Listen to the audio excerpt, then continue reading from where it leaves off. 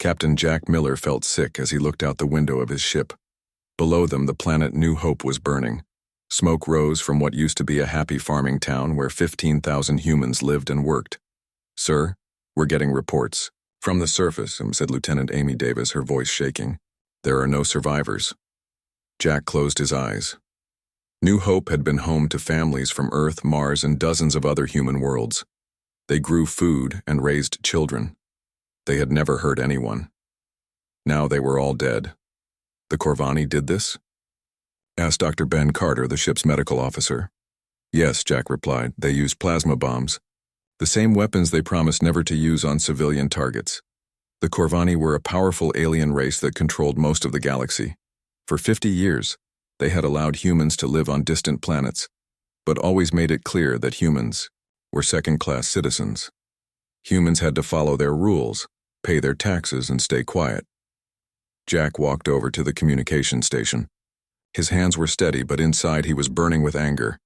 The Corvani had gone too far this time. They had crossed a line that should never be crossed. "Send this message to every human ship, station, and colony in space," Jack ordered. He spoke slowly and clearly. "The old days are over. It's time to show them who we really are." On Earth, General Lisa Brown received the message in her underground office. She had been waiting for this day for 20 years. Around her, other old soldiers began to move. They pulled out weapons that had been hidden away. They made phone calls to people who had been waiting for this moment. On Mars, engineer Tom Wilson got the message while he was working in his lab. He walked to a locked room that no one else knew about. Inside were blueprints for weapons and ships that could change everything. The Corvani had forbidden humans from building such things. Today, those rules no longer mattered. On the mining world of Red Rock, former soldier Katie Jones gathered the miners in the main hall. These were tough people who worked in dangerous places every day. They knew how to fight. "The Corvani think we're weak because we haven't fought back," Katie told them. "They think we forgot how to be warriors. They're wrong." Similar meetings happened on dozens of human worlds. In hidden rooms and secret bases, humans began to remember what they had been before they reached the stars. They had been fighters. They had been survivors. They had conquered their own dangerous planet through strength and determination. The Corvani had made a terrible mistake. They thought humans were peaceful by nature. The truth was that humans had chosen to be peaceful. There was a big difference between choosing not to fight and being unable to fight.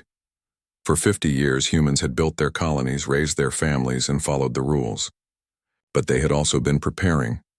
In secret labs, they had developed new weapons. In hidden training grounds, they had taught their children to fight. In coded messages, they had planned for this day. The massacre at New Hope was supposed to be a warning. The Corvani wanted to remind humans of their place in the galaxy. Instead, they had awakened something that had been sleeping for half a century. On the space station Aurora, Captain Mike Rodriguez looked at the message on his screen. He had been a cargo pilot for 10 years, carrying goods between human colonies. But before that, he had been something else entirely. He walked to his private quarters and opened a sealed box. Inside was a military uniform he had not worn in 15 years, the uniform of Earth's Space Marines. Rodriguez was not alone. Across human space, similar scenes played out. Old soldiers remembered their training. Scientists unlocked forbidden research. Miners became warriors. Teachers became strategists. The Corvani had ruled the galaxy for 1,000 years. They had conquered dozens of species through fear and overwhelming force. They were used to quick victories and easy surrenders. They had never faced anything like humanity. Humans had spent centuries fighting each other before they ever left Earth. They had learned to fight in space, on hostile planets, and in impossible conditions. They had learned to win against superior numbers and better technology. Most importantly, they had learned never to give up. The Corvani thought they were dealing with soft farmers and weak merchants. They were about to discover that every human farmer had once been a soldier. Every human merchant had once been a warrior. Every human scientist had once been a weapon designer. As news of the New Hope massacre spread through human space, something changed. The quiet acceptance that had marked human behavior for 50 years disappeared overnight. In its place came something the galaxy had not seen since humanity first reached the stars: cold, calculating fury. The Corvani had wanted to teach humans a lesson about power. Instead, they were about to learn why humans had conquered their own world before they ever left it. They were about to discover what happened when you pushed humanity too far.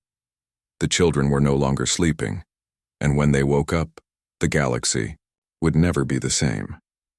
Captain Amy Rodriguez received Morrison's message while her cargo hauler drifted between the Kepler and Vega systems. She stared at the coded transmission for a long moment, then walked to a sealed compartment in her ship's hold. Inside, wrapped in preservation cloth, was a uniform she hadn't worn in 15 years. The uniform of the Earth Defense Force. Rodriguez wasn't alone. On merchant vessels, research stations, and frontier settlements throughout human space, similar scenes played out. Veterans of the colony wars, the Mars Rebellion, and dozens of smaller conflicts began to emerge from retirement. But they weren't the only ones answering the call. On Titan Station, Professor Ben Taylor was teaching an engineering class when the message arrived. He dismissed his students early and made his way to the restricted section of the university's research facility. The projects there had been deemed too aggressive for peaceful space exploration. Today, those limitations no longer mattered. "Sarah, I need you to access Project Thunderstrike," Taylor told his research assistant, Dr. Sarah Kim, as they stood before a massive sealed vault. "Professor, that project was banned by the Accords. The Corvani specifically. The Corvani just murdered 15,000 civilians," Taylor interrupted. "I think we're past worrying about their feelings." The vault contained the fruits of human military research that had been suppressed for decades. Weapons that thought for themselves, ships that could outmaneuver anything in known space, defensive systems that turned entire asteroids into impregnable fortresses. Humanity hadn't stopped being innovative when they'd agreed to the peace. They'd simply been forced to hide their innovations. While Taylor and his team worked to unlock 40 years of suppressed technology, other preparations were taking place. On the mining world of Hadley's Point, former Marine Sergeant Tom Baker was organizing the local militia. The miners, used to dangerous work in hostile environments, adapted quickly to military discipline. "The Corvani think we're soft because we haven't fought a war in their lifetime," Baker told his assembled volunteers. "They're about to learn the difference between choosing not to fight and being unable to fight." Similar scenes played out on dozens of worlds. Humans began to remember skills their grandparents had used to carve civilization from hostile planets. They remembered how to fight as individuals, as small units, and as a coordinated species. But most importantly, they remembered that humanity's greatest strength had never been their technology or their numbers. It was their absolute, stubborn refusal to accept defeat. The Corvani had awakened something they didn't understand and couldn't control. They had reminded humanity of what they were capable of when pushed too far. The galaxy was about to learn why humans had conquered their own world before they ever left it. Captain Amy Rodriguez received Morrison's message while her cargo hauler drifted between the Kepler and Vega systems. She stared at the coded transmission for a long moment, then walked to a sealed compartment in her ship's hold. Inside, wrapped in preservation cloth, was a uniform she hadn't worn in 15 years. The uniform of the Earth Defense Force. Rodriguez wasn't alone. On merchant vessels, research stations, and frontier settlements throughout human space, similar scenes played out. Veterans of the colony wars, the Mars Rebellion, and dozens of smaller conflicts began to emerge from retirement. But they weren't the only ones answering the call. On Titan Station, Professor Ben Taylor was teaching an engineering class when the message arrived. He dismissed his students early and made his way to the restricted section of the university's research facility. The projects there had been deemed too aggressive for peaceful space exploration. Today, those limitations no longer mattered. "Sarah, I need you to access Project Thunderstrike," Taylor told his research assistant, Dr. Sarah Kim, as they stood before a massive sealed vault. "Professor, that project was banned by the Accords. The Corvani specifically. The Corvani just murdered 15,000 civilians," Taylor interrupted. "I think we're past worrying about their feelings. The vault contained the fruits of human military research that had been suppressed for decades. Weapons that thought for themselves, ships that could outmaneuver anything in known space, defensive systems that turned entire asteroids into impregnable fortresses. Humanity hadn't stopped being innovative when they'd agreed to the peace. They'd simply been forced to hide their innovations, while Taylor and his team worked to unlock 40 years of suppressed technology. Other preparations were taking place. On the mining world of Hadley's Point, former Marine Sergeant Tom Baker was organizing the local militia. The miners, used to dangerous work in hostile environments, adapted quickly to military discipline. The Corvani think we're soft because we haven't fought a war in their lifetime, Baker told his assembled volunteers. They're about to learn the difference between choosing not to fight and being unable to fight. Similar scenes played out on dozens of worlds. Humans began to remember skills their grandparents had used to carve civilization from hostile planets. They remembered how to fight as individuals, as small units, and as a coordinated species. But most importantly, they remembered that humanity's greatest strength had never been their technology or their numbers. It was their absolute, stubborn refusal to accept defeat. The Corvani had awakened something they didn't understand and couldn't control. They had reminded humanity of what they were capable of when pushed too far. The galaxy was about to learn why humans had conquered their own world before they ever left it. The first attack came like a ghost in the night. The Corvani patrol fleet watching the Alpha system was there one moment and gone the next. No warning, no battle, no chance to call for help. 12 warships and 3,000 Corvani soldiers simply vanished. Admiral Kextar of the Corvani Imperial Navy stared at his screens in confusion. "What happened to our ships?" "We don't know, sir," his officer replied nervously. One moment they were sending normal reports. The next moment, there was nothing but empty space and debris. What the Corvani didn't know was that the attack had come from a single human ship. The cargo vessel that Captain Amy White had been flying was not really a cargo ship at all. It was a warship disguised to look harmless. The ship was covered with technology that made it invisible to Corvani sensors. It could look like an asteroid, empty space, or even another ship. The Corvani had never seen anything like it, because humans had spent 50 years developing it in secret. Amy stood on her bridge, watching as her ship's hidden factories produced more weapons. "Status report, Lieutenant Jones." "All weapons systems. Ready, Captain. Target confirmed at the Corvani supply base on Planet 7. Begin the attack." The supply base, which the Corvani thought was perfectly safe behind its shields and guardships, was destroyed in minutes. The attack was so fast and quiet that the Corvani didn't even know they were under attack until their base was already burning. But the surprise attacks were only the beginning. On the factory world of New Detroit, something even more dramatic was happening. The human workers there had been forced to work in Corvani factories, making goods for their alien masters. When news of New Hope reached them, they didn't run away or hide. They took over the factories. Plant manager Danny Green, who had been an engineer before the Corvani forced him to work as a laborer, stood before his fellow workers. "These machines make things for the Corvani market," he told them. "But Professor Taylor sent us new plans. We can change them to make weapons instead." Within hours, the factories that had been making entertainment systems and luxury goods were producing military equipment.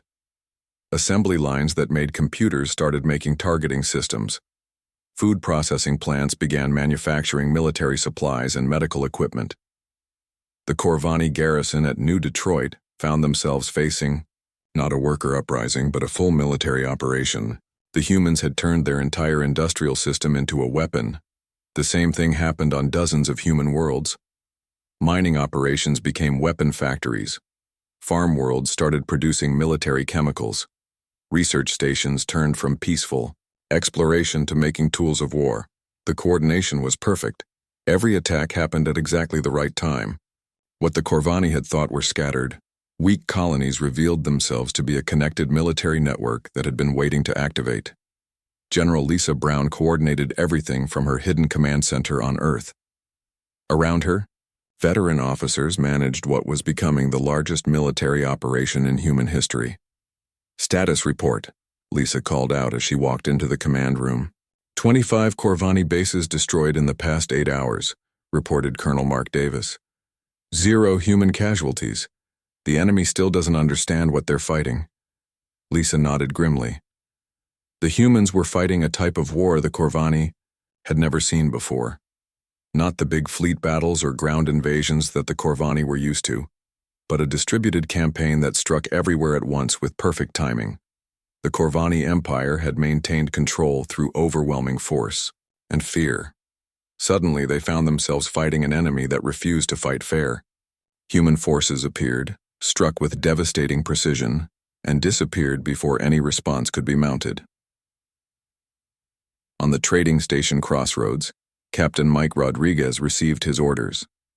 His ship, which looked like a simple merchant vessel, was actually carrying a crew of former Special Forces soldiers and enough firepower to destroy a small fleet. Target acquired, reported Sergeant Kelly Adams, his tactical officer. Corvani tax collection ship approaching Sector 12. They're carrying tribute from 6 human worlds, Rodriguez said. Money stolen from our people to fund their war. Machine. Take them. The Corvani tax ship never knew what hit them. One moment they were traveling safely through space, protected by 2 escort vessels. The next moment their ships were disabled and their cargo was being transferred to human vessels, but the humans didn't kill the Corvani crew. They disabled their ships, took their weapons, and left them with enough supplies to reach the nearest Corvani base. It was a message. We can destroy you anytime we want, but we choose not to. The psychological effect was devastating. Corvani military units began to fear traveling through space. They never knew when invisible human ships might appear. They never knew which cargo vessel or mining ship might actually be a disguised warship. On the Corvani homeworld, Emperor Maltech called an emergency meeting of his military commanders. How is this possible? He demanded.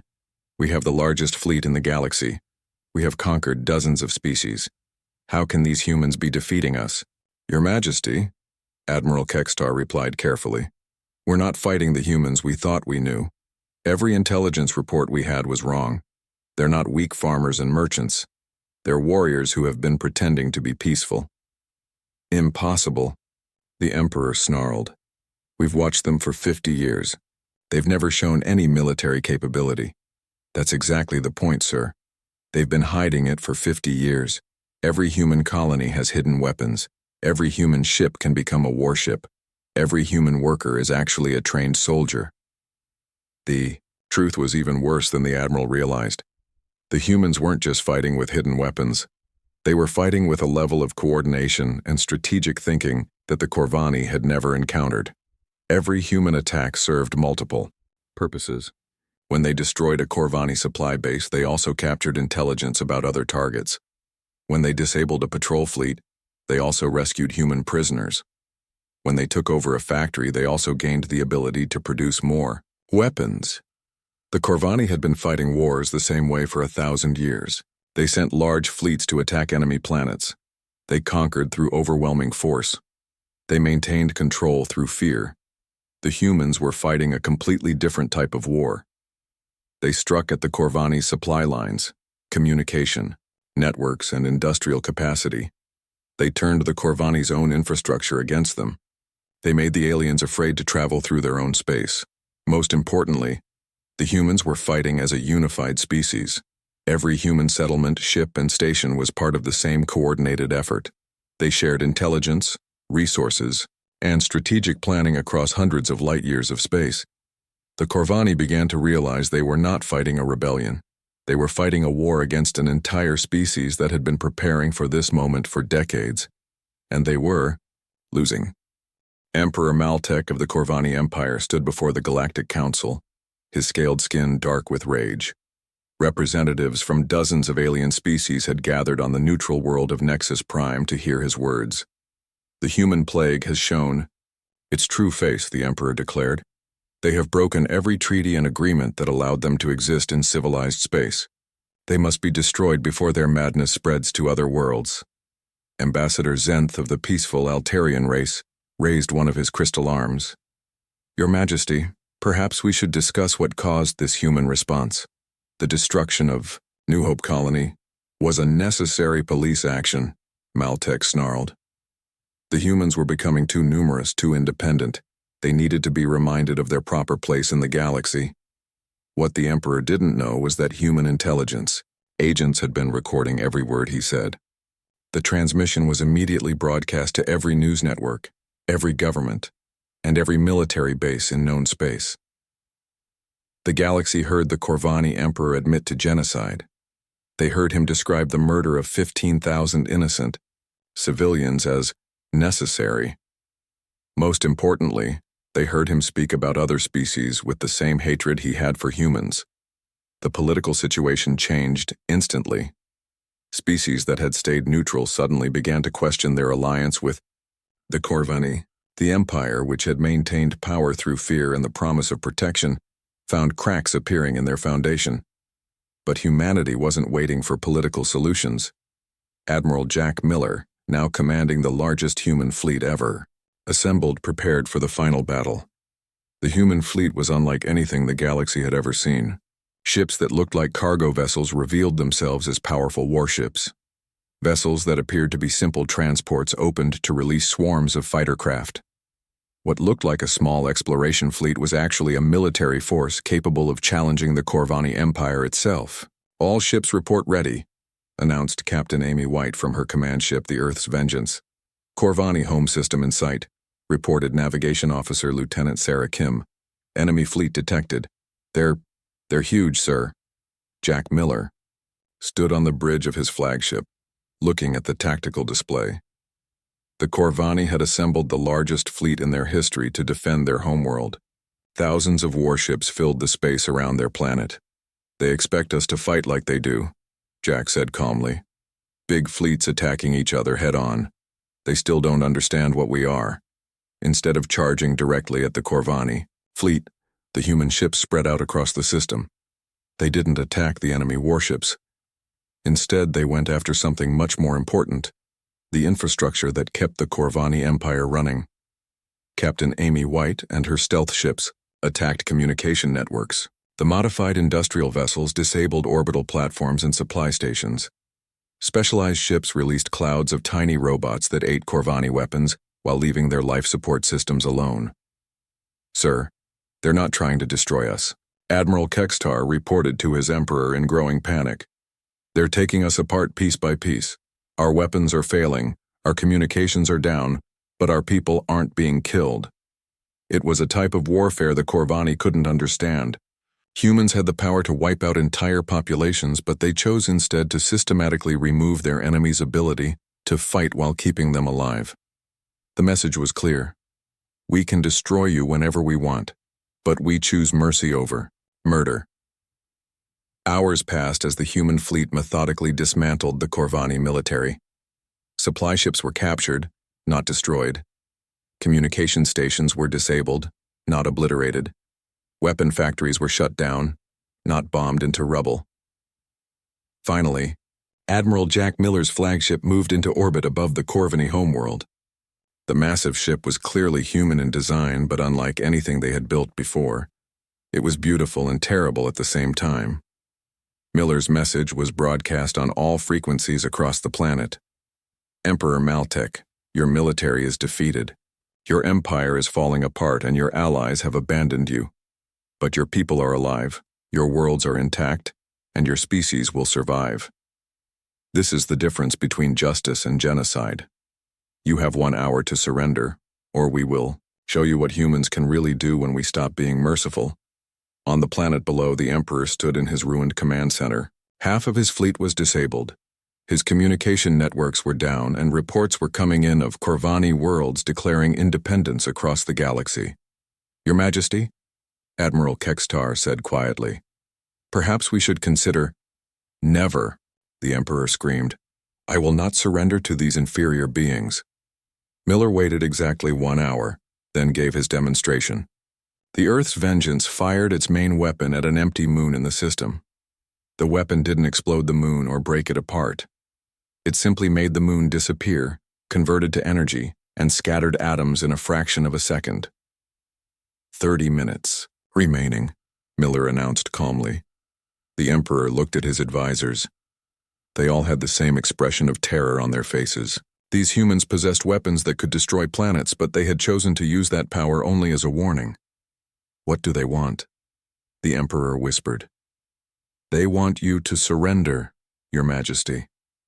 Kextar replied. They want the killing to stop. With 15 minutes left, Emperor Maltech gave the order that ended the Corvani Empire as it had existed for 1,000 years. He surrendered unconditionally to the human fleet. The war that had begun with the massacre at New Hope ended, with humanity as the strongest military power in the galaxy. But they didn't use that power to build an empire of their own. Instead, they used it to create something better. The Corvani Empire became a republic with human oversight. Former Corvani colonies were given the choice of independence or joining, a new galactic federation based on equality and justice. War crimes courts were established to ensure that what happened at New Hope would never happen again. But perhaps most importantly, the galaxy learned a lesson about humanity that would be remembered for centuries. Human patience was not weakness.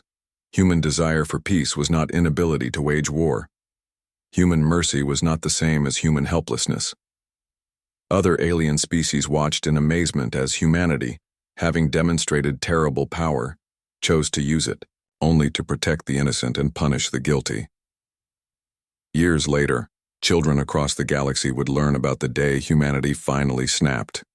They would learn about the price of pushing too far, the danger of mistaking mercy for weakness, and the power of a species that refused to accept injustice.